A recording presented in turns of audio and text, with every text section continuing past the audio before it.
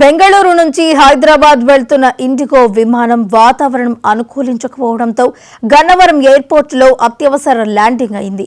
విమానంలో సుమారు 200 మంది ప్రయాణికులు ఉన్నట్లు సమాచారం. వాతావరణ పరిస్థితులు మెరుగుపడిన తర్వాత విమానం తిరిగి హైదరాబాద్కు బయలుదేరుతుందని ఎయిర్పోర్ట్ అధికారులు తెలిపారు. ప్రయాణికులందరూ సురక్షితంగా ఉన్నారని ఇండిగో వర్గాలు వెల్లడించాయి.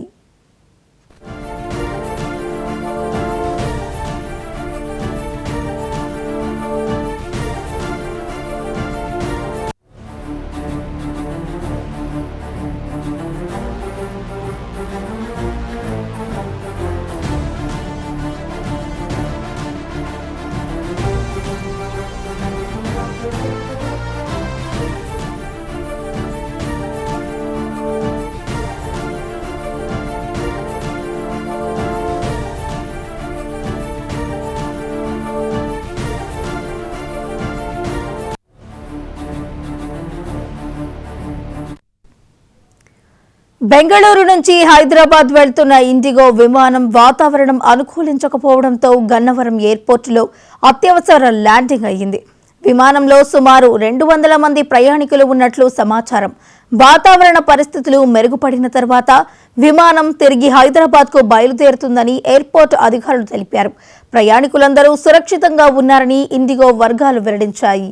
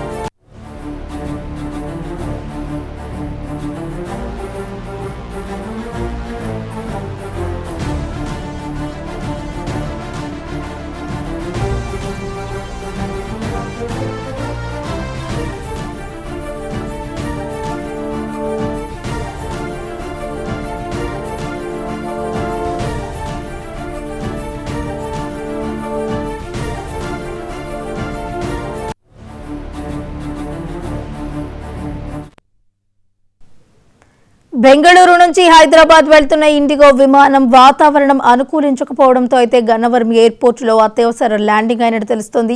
ఇక ఇదే అంశానికి సంబంధించి మరింత సమాచారాన్ని మా ప్రతినిధి గాంధీ అందిస్తారు. గాంధీ, చెప్పండి. వైష్ణవి, నిన్న రాత్రి దాదాపు సుమారు 11 గంటల సమయంలో బెంగళూరు నుంచి హైదరాబాద్ వెళ్ళేటువంటి విమానం గన్నవరంలో ఎమర్జెన్సీ ల్యాండింగ్ అవడం జరిగింది. ఇండిగో సంస్థకు సంబంధించినటువంటి ఈ విమానం కి వాతావరణం అనుకూలించకపోవడంతో గన్నవరం ఎయిర్పోర్ట్ లో అత్యవసర ల్యాండింగ్ చేశారు. ఆ విమానంలో మొత్తం 200 మంది ఉన్నారు. అయితే ఆ తర్వాత కొద్దిసేపటి తర్వాత